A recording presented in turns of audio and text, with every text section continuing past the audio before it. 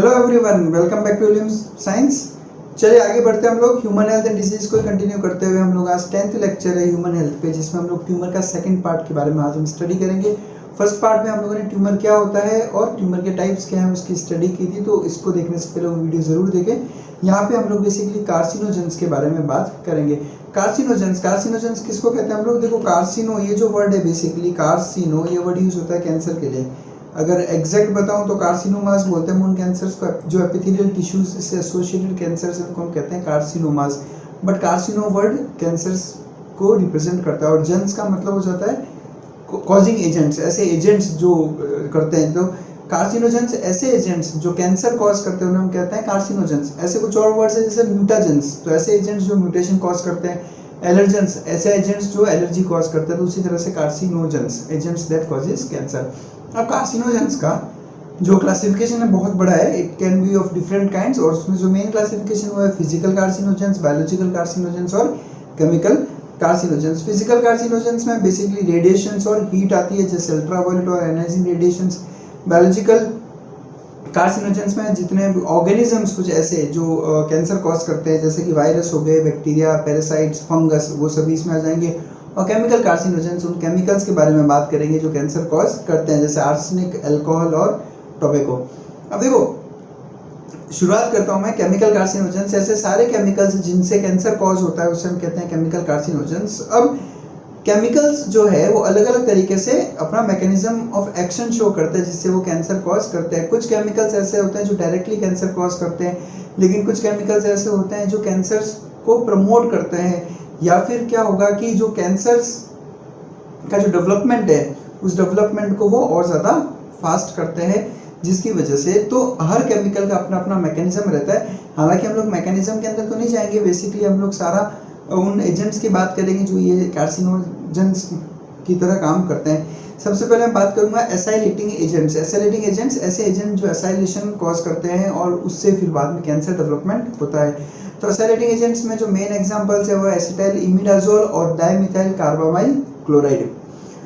उसके बाद बात करेंगे हम लोग PAH यानी पॉलीसाइक्लिक एरोमेटिक हाइड्रोकार्बन। अब देखिए, ये वर्ड्स जो है ये आपके लिए नए वर्ड्स नहीं है। अगर आपने केमिस्ट्री अच्छे से पढ़ी होगी तो आपको इन सब चीज़ों के बारे में पता रहेगा। पॉलीसाइक्लिक यानी जिसमें मल्टीपल साइक्लिक स्ट्रक्चर्स हो, एरोमेटिक यानी ऐसे स्ट्रक्चर्स जिसमें साइक्लिक चेन्स हो, और हाइड्रोकार्बन्स आपको पता ही है। तो PAH यानी ऐसे हाइड्रोकार्बन्स जो एरोमेटिक है और उसमें मल्टीपल साइक्लिक स्ट्रक्चर्स होते हैं उन्हें हम कहते हैं पॉलीसाइक्लिक एरोमेटिक हाइड्रोकार्बन्स। और इसमें जो बेसिकली जिन केमिकल्स की बात की जाती है वो आते हैं एंथ्रासिन। इनमें बेंजा एंथ्रासिन, डाइबेंजा एंथ्रासिन या डाइमिथाइल बेंजा एंथ्रासिन, उसके अलावा बेंजापायरिन्स और मिथाइल कोलेंथ्रिन, ये वो PAH है जो डायरेक्ट कार्सिनोजेंस की तरह एक्ट करते हैं। बड़ा सवाल ये है कि सर इनका सोर्स क्या है, हम लोग इन केमिकल्स के कांटेक्ट में कैसे आते हैं। तो मैं बेसिक अगर बात करूं PAH पॉलीसाइक्लिक एरोमेटिक हाइड्रोकार्बन्स की, तो हमारे लिए इन PAH के सोर्सेस देखते हैं कौन कौन से हैं। सबसे पहला सोर्स है टोबैको। टोबैको के अंदर आपको बहुत सारे PAH मिल जाएंगे जो कार्सिनोजेंस की तरह एक्ट करते हैं। टोबैको आपको बहुत अच्छे से पता होगा, हिंदी में कहते हैं इसे तंबाकू, और ये बहुत अलग अलग फॉर्म्स में हम लोग कंज्यूम करते हैं। इसके बारे में हम लोग थोड़ी देर में डिस्कशन वापस लेंगे। उसके अलावा स्मोक, चाहे वो इंडस्ट्रियल स्मोक हो या किसी आग लगने की वजह से जो स्मोक प्रोड्यूस हो रही है उसकी वजह से उनमें भी पॉलीसाइक्लिक एरोमेटिक हाइड्रोकार्बन्स प्रेजेंट होते हैं। उसके अलावा फॉसिल फ्यूल्स, कोल, पेट्रोल, डीजल, इनके बर्निंग से भी PAH डेवलप होते हैं। सूट की अगर बात करें तो सूट में भी PAH प्रेजेंट होते हैं। सूट हम किसे कहते हैं? देखो, जब भी कोई चीज इनकम्प्लीटली कंबशन शो करती है या इनकम्प्लीटली बर्नआउट होती है तो वो अपने पीछे इस तरह का ब्लैक डिपॉजिट्स छोड़ देती है। जो आपने अगर अपनी गाड़ी के साइलेंसर में पीछे की तरफ कभी देखा होगा तो इस तरह के ब्लैक डिपॉजिट्स दिखेंगे आपको, इसे हम कहते हैं सूट। उसके अलावा टार, जैसे बेसिकली कोल टार होता है जो आपने देखा होगा कि हम लोग जिससे सड़कें बनाते हैं, तो उस वक्त आपने ब्लैक कलर का हॉट लिक्विड देखा होगा जो इस तरह से बिछाया जाता है सड़कों के ऊपर, ठीक है, उसे हम टार कहते हैं, और ये भी एक PAH कार्सिनोजन होता है। और उसके अलावा इंडस्ट्रियल पॉल्यूटेंट्स यानी जो इंडस्ट्री से पॉल्यूटेंट्स निकलते हैं उसमें भी PAH प्रेजेंट होता है। तो ये वो सारे सोर्सेस है जो PAH हमारे एनवायरनमेंट में रिलीज करते हैं और हम इनके कांटेक्ट में आते रहते हैं। टोबैको की बात करूंगा। टोबैको एक बहुत कॉमन कॉज है कैंसर का इंडियन पॉपुलेशन के अंदर।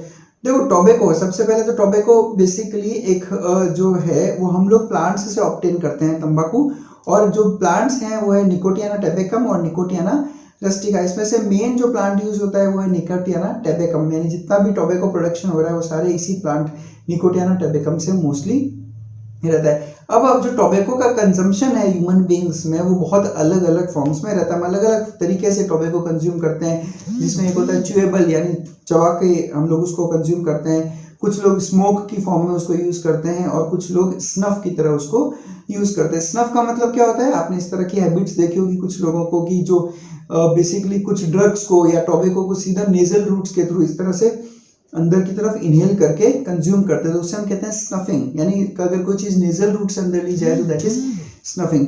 च्यूएबल फॉर्म्स की अगर मैं बात करूं टोबैको के, तो आपने टोबैको के च्यूएबल फॉर्म्स अलग अलग एरियाज में अलग अलग नाम से आपने सुने होंगे, जैसे जर्दा, तंबाकू पान, खैनी, मिश्री, मावा, गुटका, मेनपुरी, ये सभी च्यूएबल फॉर्म्स है जो मार्केट में अवेलेबल है। तो इन सभी च्यूएबल फॉर्म्स में टोबैको प्रेजेंट होता है। स्मोकिंग की बात करें तो सिगरेट्स, बीड़ी, सिगार या हुक्का, ये भी कुछ प्रोडक्ट्स हैं जो टोबैको स्मोकिंग में हम लोग यूज करते हैं। और स्नफिंग जैसा हमने अभी थोड़ी देर पहले डिस्कस किया था। तो ये सारे फॉर्म्स है जिस फॉर्म में हम लोग टोबैको कंज्यूम करते हैं। नेक्स्ट बात करता हूं जो तीसरा ग्रुप है, पीएच सेकंड ग्रुप था, तीसरा ग्रुप है एरोमेटिक अमीन्स और अजोडाइज। देखो अजोडाइज और एरोमेटिक अमीन्स, इस ग्रुप के अंदर सबसे पहले आता है बीटा नेफ्थाइल अमीन। और बीटा नेफ्थाइल अमीन देखा गया है मेनली यूरिनरी ब्लैडर कैंसर्स के अंदर बीटा नेफ्थाइल अमीन का बहुत बड़ा रोल रहता है। और ये देखा गया है उन वर्कर्स के अंदर जो एनिलीन डाई बनाने वाली फैक्ट्रीज या रबर इंडस्ट्री वर्कर्स में इस चीज को ज्यादा देखा गया है। बेंजीडिन की बात करें तो बेंजीडिन भी एक यूरिनरी ब्लैडर कैंसर के लिए रिस्पॉन्सिबल होता है।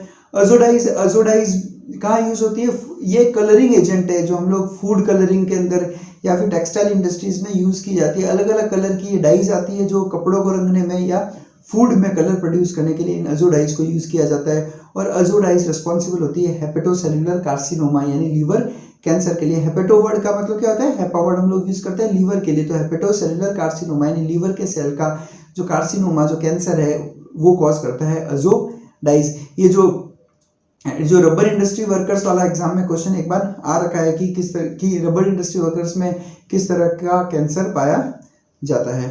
अब कुछ नेचुरल केमिकल्स की भी हम बात करते हैं जो नेचर में प्रेजेंट है और कैंसर कॉज करते हैं, और उसमें सबसे बढ़िया एग्जांपल है अफ्लाटॉक्सिन। देखो अफ्लाटॉक्सिन एक केमिकल है जो रिलीज होता है एक फंगस जिसका नाम है एस्परजिलस फ्लेवर्स से, और ये फंगस ग्रो करता है जो स्टोर्ड ग्रेन्स और प्लांट्स के ऊपर होता है ना। हम लोग घर में अनाज स्टोर करके रखते हैं तो उनका अगर हम लोग प्रॉपर टेक केयर नहीं करें तो उसमें ये फंगस ग्रो कर जाता है एस्परजिलस फ्लेवर्स, और फिर ये केमिकल टॉक्सिन बनाता है जिसका नाम है अफ्लाटॉक्सिन। और ये अफ्लाटॉक्सिन एक बहुत बड़ा कारण है हेपेटोसेलुलर कार्सिनोमा का, स्पेशली उन लोगों में जिनको ऑलरेडी हेपेटाइटिस बी हो रखा होता है। इस फिगर में आपको दिख रहा होगा एस्परजिलस फ्लेवर्स की ग्रोथ हो रखी है कॉर्न में। जो मक्के के आपको दाने दिख रहे होंगे, इन मक्के के दानों पे आपको ये जो दिख रहे हैं ये सारे एस्परजिलस फ्लेवर्स की ग्रोथ है। अब कई बार ऐसा होता है कि हम लोग उस फूड को कंज्यूम कर लेते हैं जिसपे एस्परजिलस फ्लेवर्स की ग्रोथ हो रखी है, और उसकी वजह से अफ्लाटॉक्सिन हमारी बॉडी के अंदर एंटर कर जाता है और इससे बहुत सीवियर फूड पॉइजनिंग होने के चांसेस रहते हैं। और नेक्स्ट ग्रुप है अदर केमिकल्स का यानी मिसलेनियस केमिकल्स जो इसके लिए रिस्पॉन्सिबल है। इसमें सबसे पहले आते हैं नाइट्रोसामीन्स और नाइट्रोसामाइड्स।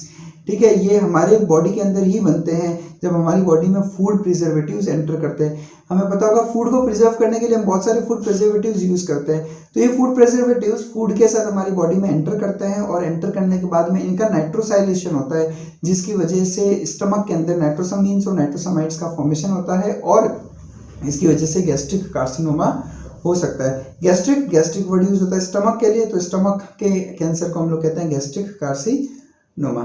उसके अलावा आर्सेनिकल कंपाउंड्स है, आर्सेनिक के बने कंपाउंड्स है जो सीधा कैंसर कॉज कर सकते हैं, और सबसे बढ़िया एग्जांपल है इसका बेसल सेल कार्सिनोमा। नेक्स्ट हम लोग बात करते हैं फिजिकल कार्सिनोजेंस। फिजिकल कार्सिनोजेंस में हम लोग ने बेसिकली बात की थी रेडिएशंस और हीट की।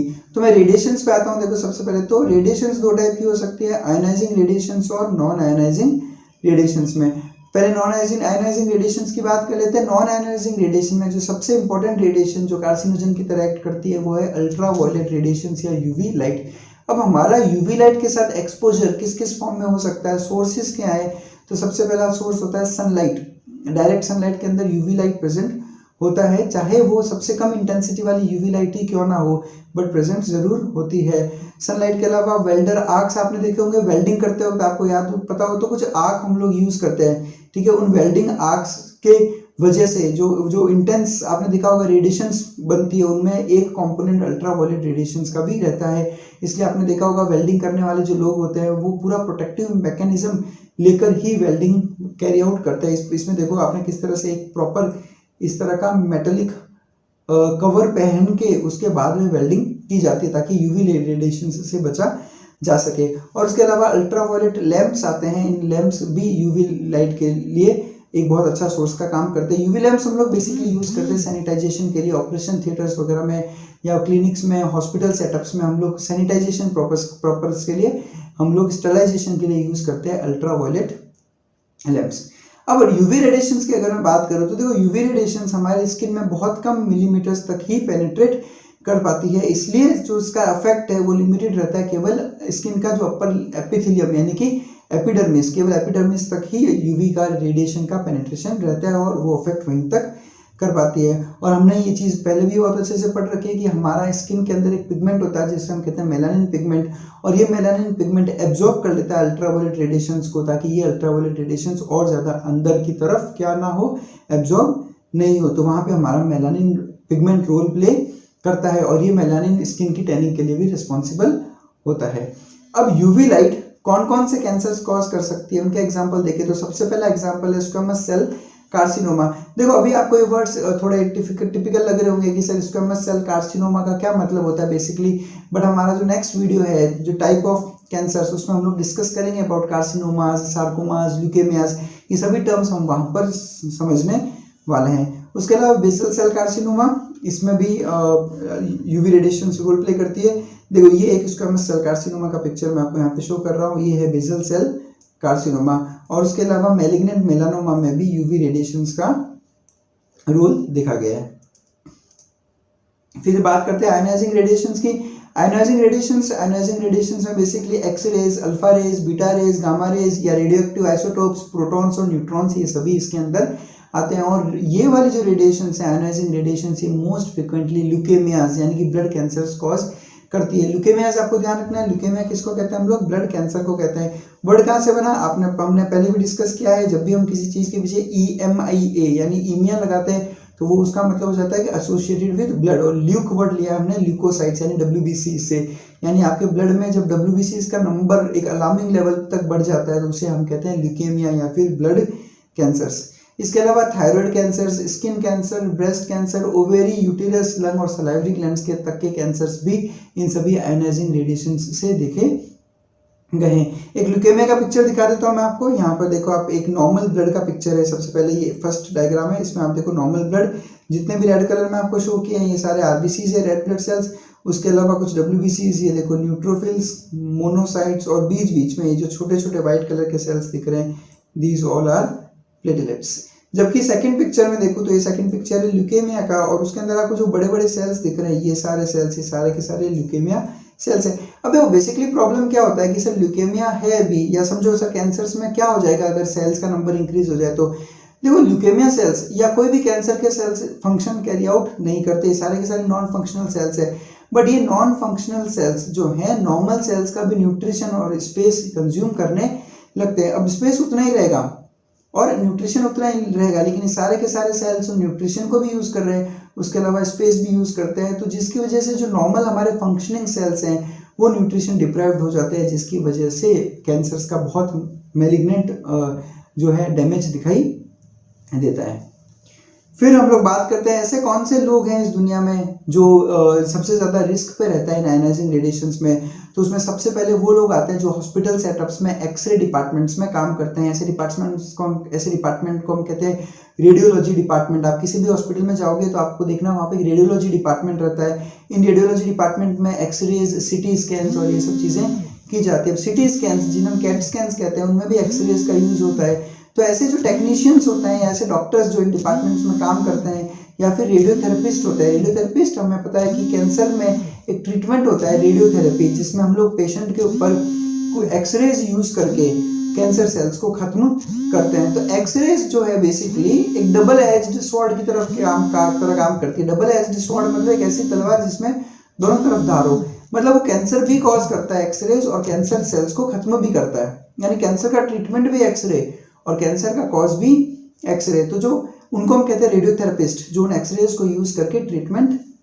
करते हैं। तो ये लोग भी बहुत रिस्क में रहते हैं कैंसर्स के, बिकॉज ये दिन रात इन्हीं डिपार्टमेंट्स में जहाँ पर दिन रात एक्सरेज यूज आते रहते हैं वहाँ पर काम करते हैं। अब पहले जब हमें इन ज़्यादा चीज़ों की हमें समझ नहीं थी और हमारे पास इतने प्रोटेक्टिव इक्विपमेंट्स नहीं थे, तब काफ़ी डॉक्टर्स और काफ़ी टेक्नीशियंस जो है कैंसर से जो है पीड़ित हो जाया करते थे। कैंसर उनको हो जाता था। बट धीरे धीरे जैसे जैसे टेक्नोलॉजी एडवांस हुई तो हमने कुछ इक्विपमेंट्स तैयार कर लिए जो उन लोगों को एटलीस्ट उन एक्सरे से डायरेक्ट बचा लेता है। और इसमें सबसे मेन रोल प्ले करता है लेड जो मेटल होता है, ये लेड मेटल एक्सरेज को एब्जॉर्ब करता है।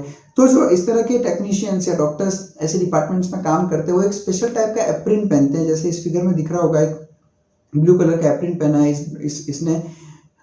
ये लेड एप्रिन है, इसके अंदर पूरा लेड का एक कोट है।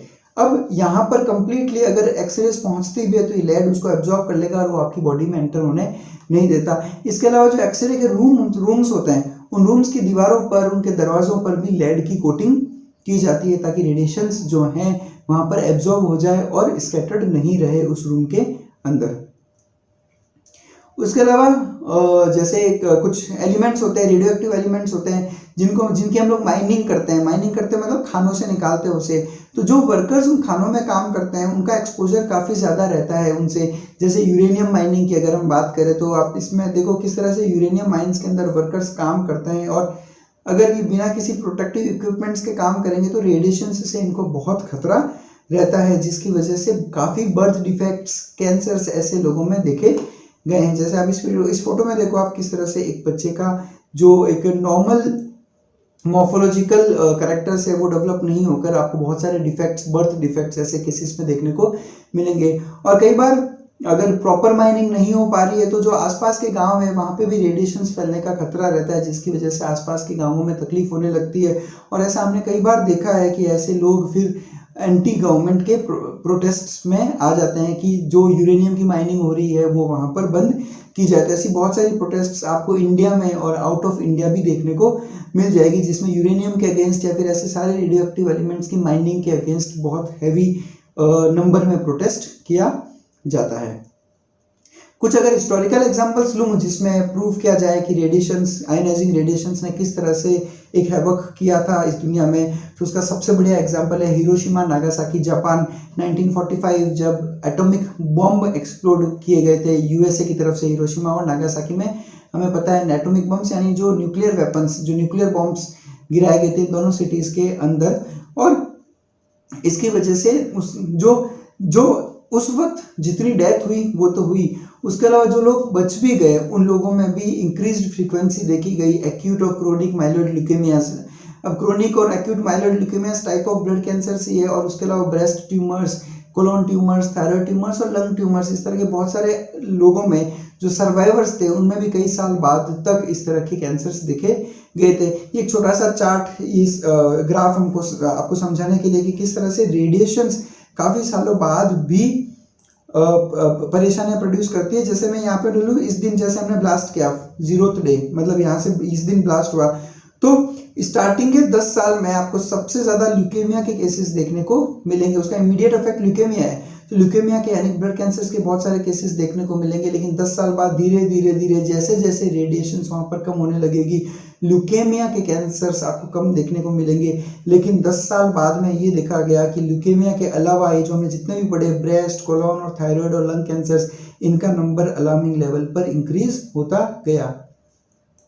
ठीक है, आई होप आपको चीज समझ में आई होगी। अब ये ग्राफ क्लियरली ये कह रहा है कि बॉम्ब ब्लास्ट के 40 साल बाद तक भी कैंसर्स के इतने सारे केसेस यहाँ पर देखने को मिले हैं। उसके अलावा एक बहुत अच्छा एग्जांपल है चेरनोबिल का। उस चेरनोबिल 1986 की बात करेंगे, एक nuclear power plant. Nuclear power plant किसे कहते हैं हम लोग? एक ऐसा सेटअप जहाँ पे हम लोग न्यूक्लियर एनर्जी यूज करके इलेक्ट्रिसिटी प्रोडक्शन करते हैं। तो चेरनोबिल उस वक्त यूएसएसआर के अंदर था, अभी यूक्रेन के अंदर आता है चेरनोबिल। तो 1986 में एक न्यूक्लियर पावर प्लांट में एक्सीडेंटल लीकेज हुआ था, जिसकी वजह से रेडिएशंस का बहुत अलार्मिंग लेवल पे जो है वो लीकेज हुआ था और बहुत ज़्यादा नुकसान हुआ था इस पर्टिकुलर सिटी के अंदर। आप चाहें तो इसके बारे में, चेरनोबिल के बारे में आप गूगल पे और ज़्यादा डिटेल में डिस्कशन मतलब स्टडी कर सकते हैं कि इसके पीछे का क्या कारण था, क्योंकि फिजिक्स के अंदर जब आप पढ़ोगे जो न्यूक्लियर चेन रिएक्शन है उसके अंदर आपको भी वापस से एक बार चेरनोबिल का एग्जाम्पल देखने को मिलेगा। इनफैक्ट ये एग्जाम में क्वेश्चन भी आता है कि न्यूक्लियर पावर प्लांट का जो एक्सीडेंटल लीकेज है कहाँ पर हुआ था। अब रेडिएशंस की अगर मैं बात करूँ तो देखो, रेडिएशंस हमने हमारे म्यूटेशन वाले वीडियोस में भी देखा था कि रेडिएशंस म्यूटेशंस भी कॉज करती है। देखो बेसिकली यही होता है कि रेडिएशंस आपके डीएनए को डैमेज करती है। अब डीएनए डैमेज हो गया तो डीएनए म्यूटेशन हो गया और म्यूटेशन की वजह से बाद में कैंसर डेवलपमेंट होता है। अब म्यूटेशन का कैंसर डेवलपमेंट से क्या लेना देना, या फिर ऐसे कौन से जीन्स हैं जो कैंसर डेवलपमेंट करते हैं, इसका डिस्कशन हम लोग नेक्स्ट वीडियो में लेने वाले हैं। वहां पर हम लोग स्टडी करेंगे इसके बारे में। अब कुछ पर्टिकुलर कैंसर्स की बात करूंगा जो हमने इंडिया में देखे हैं और कुछ इनमें पिक्यूलियर फीचर्स हैं, कुछ अलग से फीचर्स है। उसमें सबसे पहले आता है कांगड़ी कैंसर। देखो कांगड़ी किसको कहते हैं हम लोग, कांगड़ी कुछ इस तरह से एक माटी का बना हुआ एक इस तरह का माटी का बना हुआ एक प्रोडक्ट है, मतलब इस तरह का एक आप यूं समझ लो एक पॉट टाइप है। उस पॉट के अंदर एम्बर्स डालकर, एम्बर्स किसको कहते हैं हम लोग, एम्बर छोटे छोटे कोयले या फिर जो लकड़ी जलने के बाद जो कोयले बच जाते हैं उनको कोयलों को यूज करके हीट प्रोड्यूस की जाती है। बाद में इस कांगड़ी को कुछ इस तरह से लोग एक लूज गाउन पहनकर अपने दोनों पांव के बीच में एब्डोमेन के काफी करीब रख के उसको गाउन से कवर कर लेते हैं। क्यों किया जाता है, क्योंकि कश्मीर के अंदर जब बहुत ज्यादा ठंड पड़ती है तो उसकी वजह से हीट प्रोड्यूस होती है, तो हम उस ठंड से बच पाते हैं। लेकिन इस कांगड़ी की वजह से इस कांगड़ी की वजह से एक तरह का कैंसर डेवलप होता है जिसका नाम ही रखा गया है कांगड़ी कैंसर। अब बेसिकली क्या होगा, इसकी वजह से जो इतना हीट प्रोड्यूस होता है, इस हीट की वजह से, स्मोक की वजह से और सूट की वजह से जब एक्सपोजर रहता है बहुत लंबे टाइम तक, तो मेनली हीट और स्मोक कहाँ पे आता है। अगर इस तरह का मतलब इस तरह का इसका प्लेसमेंट है तो आपके थाइस के इनर साइड में और एब्डोमेन में और आपके जेनिटल एरियाज में सबसे ज़्यादा हीट और स्मोक का एक्सपोजर होगा, तो उस पूरे एरिया में जो एक टिपिकल स्किन कैंसर हो जाता है उसका नाम है कांगड़ी कैंसर। ये एक तरह का आपका स्क्वेमस सेल कार्सिनोमा होता है। ध्यान रखना, कार्सिनोमा हमारे एक तरह का एपिथेलियल कैंसर को हम कहते हैं कार्सिनोमा। तो कांगड़ी कैंसर एक स्क्वेमस सेल कार्सिनोमा में कश्मीर के अंदर लोगों में देखा गया है, उन लोगों में जो कांगड़ी का यूज करते हैं। ये कुछ फोटोग्राफ्स है, देखो इनर थाई के अंदर किस तरह से एक कैंसर का डेवलपमेंट यहाँ पर शो हुआ है कांगड़ी के एक्सेसिव यूज की वजह से, और ये एब्डोमेन पर स्क्वेमस सेल कार्सिनोमा। तो ये कांगड़ी कैंसर। इसी तरह एक और कैंसर है जिसे हम कहते हैं छुट्टा कैंसर। देखो छुट्टा बेसिकली एक तरह का सिगरेट जैसा रहता है, बट छुट्टा में स्पेशल बात क्या है कि इसकी रिवर्स स्मोकिंग की जाती है आंध्र प्रदेश के कोस्टल एरियाज में। रिवर्स स्मोकिंग का मतलब क्या होता है, देखो आपने सिगार या सिगरेट देखा होगा तो उसमें सिगरेट में एक एंड की तरफ हम जलाते हैं और जिस एंड को आप जलाते हो वो मुंह से बाहर रखा जाता है। लेकिन छुट्टा जो होता है उसमें होती है रिवर्स स्मोकिंग, यानी कि जिस एंड को आपने जलाया है उस एंड को आप अंदर की तरफ रखते हो और फिर आप उसको सक करते हो, जैसा सिगरेट में हम लोग करते हैं। उसकी वजह से जो इतना इंटेंस हीट है वो पूरा आपके ओरल कैविटी में रहता है और उस इंटेंस हीट की वजह से और उसके अलावा जो टोबैको है उस टोबैको की वजह से जो है हमारे अंदर कैंसर डेवलप होता है ओरल कैविटी के अंदर, और ये देखा गया है आंध्र प्रदेश के लोगों के अंदर। ये आपको दिख रहा होगा किस तरह से पैलेट के ऊपर, ये जो हार्ड पैलेट है इस हार्ड पैलेट के ऊपर आपको एक लीजन, कैंसरस लीजन दिख रहा होगा। ये डेवलप हुआ है बिकॉज ऑफ रिवर्स स्मोकिंग। चलो फिर फिजिकल हो गया, केमिकल हो गया। अब हम बात करेंगे बायोलॉजिकल कार्सिनोजेंस, ऐसे बायोलॉजिकल एजेंट्स जो कैंसर कॉज करते हैं, और इसमें सबसे इंपॉर्टेंट है वायरस। बहुत सारे वायरस ऐसे हैं जिनका एसोसिएशन है कैंसर्स के साथ में, बट हम लोग यहाँ पर कुछ बैक्टीरिया, फंगस और दूसरे ऑर्गेनिजम्स की भी बात करेंगे। सबसे पहले बैक्टीरिया की बात करूँ तो बैक्टीरिया में कैंसर में सबसे इंपॉर्टेंट जो बैक्टीरिया वो है हेलिकोबैक्टर पाइलोरी। कुछ इस तरह के ये बैक्टीरिया है। ये बैक्टीरिया बेसिकली ग्राम पॉजिटिव और स्पाइरल शेप्ड बैक्टीरिया है जो आपको अपने स्टमक में देखने को मिलेंगे, और स्टमक में पेप्टिक अल्सर्स और गैस्ट्राइटिस के केसेस में हेलिकोबैक्टर पाइलोरी एक रोल प्ले करते हैं, और उसके साथ साथ ही आपके स्टमक में गैस्ट्रिक लिम्फोमा और गैस्ट्रिक कार्सिनोमा भी कॉज करते हैं। देखो गैस्ट्रिक मतलब क्या होगा, स्टमक, तो स्टमक के अंदर लिम्फोमास और स्टमक के अंदर कार्सिनोमास कॉज करते हैं Helicobacter pylori. Carcinomas, lymphomas, sarcomas ये सब क्या है वो हम लोग हमारे नेक्स्ट वीडियो में डिस्कस करेंगे। नेक्स्ट बात करता हूँ फंगाई की। तो हमने थोड़ी देर पहले देखा था एस्परजिलस फ्लेवस एक रिलीज करता है टॉक्सिन जिसका नाम है अफ्लाटॉक्सिन, और ये हेपेटोसेलुलर कार्सिनोमा प्रोड्यूस करता है बेसिकली हेपेटाइटिस बी केसेस के अंदर। उसके बाद करेंगे पैरासाइट्स की बात करें तो उसमें सबसे इंपॉर्टेंट एग्जांपल है शिस्टोसोमा हेमेटोबियम, एक तरह का फ्लैट वर्म जो आपको फिगर में दिख रहा होगा। ये यूरिनरी ब्लैडर का स्क्वेमस सेल कार्सिनोमा कॉज करता है। फिर सबसे इंपॉर्टेंट ग्रुप वायरस पे आ रहा हूं मैं। वायरस पे क्वेश्चंस भी बहुत है कि कौन कौन से वायरस एसोसिएटेड है कैंसर्स के साथ में। देखो ऐसे वायरस जो ट्यूमर कॉज करते हैं उनका नाम रखा है हमने ऑन्कोजेनिक वायरस। यहाँ पे मैं आपको एक चीज बता दूं, ऑन्को का मतलब क्या होता है कैंसर, और जेनिक मतलब क्या हो गया जेनेसिस, यानी ऑन्कोजेनिक यानी ऐसा कोई एजेंट जो कैंसर का जेनेसिस करता हो यानी कैंसर इंड्यूस करता है उसको हम कहते हैं ऑन्कोजेनिक। ऑन्कोजेनेसिस का ही मतलब होता है डेवलपमेंट ऑफ कैंसर। तो ऑन्कोजेनिक वायरस ऐसे वायरस जो कैंसर कॉज करते हैं। अब मैं इसको दो ग्रुप में डिवाइड कर रहा हूँ, डीएनए ऑन्कोजेनिक वायरस और आरएनए ऑन्कोजेनिक वायरस। आपको समझ में आ गया होगा ऐसे वायरसेस जिसका जेनेटिक मटेरियल डीएनए हो वो डीएनए ऑन्कोजेनिक वायरस, और जिनमें आरएनए हो RNA oncogenic virus. DNA oncogenic virus में सबसे पहला एग्जांपल है HPV human papilloma virus, cervical cancer और पेपिलोमास को बेसिकली कॉमन टर्म में वॉट्स कहा जाता है। ये कुछ इस तरह के वॉट्स रहते हैं, ठीक है। और सर्वाइकल कैंसर आज के टाइम पे बहुत ज़्यादा रेट पर हो रहा है, ठीक है। सर्विक्स आपको मालूम रहेगा, आपके यूटेरस और वजाइना के बीच में एक नैरो कैनाल होती है जिसे हम कहते हैं सर्विक्स। तो जो सर्वाइकल कैंसर है जो सर्विक्स का कैंसर रहता है, ठीक है। सर्वाइकल कैंसर के अगेंस्ट सर्वाइकल कैंसर अभी मार्केट में वैक्सीन भी अवेलेबल है। तो एक बहुत सिंसियर सजेशन है फीमेल को कि हो सके तो आप सर्वाइकल कैंसर के अगेंस्ट वैक्सीनेशन जरूर करवाएं, बिकॉज सर्वाइकल कैंसर एक इंडिया में बहुत बड़ा प्रॉब्लम है। बहुत सी फीमेल में सर्वाइकल कैंसर जो है वो देखा जा रहा है। उसके अलावा एप्स्टीन बार वायरस ईबीवी की बात करूं तो बकेट्स लिम्फोमा एक बहुत इंपॉर्टेंट कैंसर, और नेजोफेरेंजियल कार्सिनोमा यानी नेजल और फेरिंग्स का कार्सिनोमा ये एप्स्टीन बार वायरस की वजह से होता है। नीट यूजी और नीट पीजी के ये इंपॉर्टेंट क्वेश्चन है दोनों। Human herpes virus 8, human herpes virus एक बहुत बड़ा ग्रुप है। ह्यूमन हर्पीज वायरस 1 to 8 ये अलग अलग नाम है, उसमें से जो नंबर 8 है यानी HHV8 ये कॉज करता है कापोसीज सार्कोमा। अब इनके बारे में आप मेडिकल में और इनफैक्ट बायोलॉजी में अभी नीट के लिए भी आपने सब नाम सुने जरूर रहेंगे, बर्किट्स लिम्फोमा और कापोसीज सार्कोमा के बारे में। और उसके अलावा हेपेटाइटिस बी वायरस हमने थोड़ी देर पहले देखा, हेपेटोसेलुलर कार्सिनोमा कॉज कर सकता है। नेक्स्ट है आरएनए ऑन्कोजेनिक वायरस, उसमें सबसे इंपॉर्टेंट है HTLV यानी human T cell lymphotropic virus, जो एक तरह का ल्यूकेमिया का एक वेरिएंट। अब देखिए ल्यूकेमिया बहुत अलग अलग टाइप का, तो उसमें से एक टाइप HTLV की वजह से होता है। और उसके बाद आता है हेपेटाइटिस सी वायरस जो कॉज करता है हेपेटोसेलुलर कार्सिनोमा। अब ये एक इंपॉर्टेंट चीज जो आपको यहाँ पे नोट करनी है वो है हेपेटोसेलुलर कार्सिनोमा यानी जो लीवर के सेल का कैंसर है वो हेपेटाइटिस बी वायरस की वजह से भी हो रहा है और हेपेटाइटिस सी वायरस की वजह से भी हो रहा है। और डिफरेंस ये है कि hepatitis B virus DNA virus और हेपेटाइटिस सी वायरस एक आरएनए वायरस होता है। तो ये पिक्चर जिसमें आपको लीवर के अंदर लीवर कैंसर या हेपेटोसेलुलर कार्सिनोमा दिखाया गया है।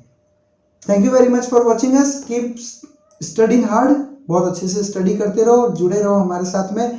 अब हम बहुत जल्दी आपको नोट्स भी प्रोवाइड कराएंगे, तो आप हमारे कम्युनिटी टैब के साथ में जुड़े रहो, बार बार उसको चेक करते रहो। उसमें लेटेस्ट अपडेट्स आपके PDF के बारे में या फिर नोट्स के बारे में भी आपको वहाँ पर मिलता रहेगा। Thank you very much for watching us.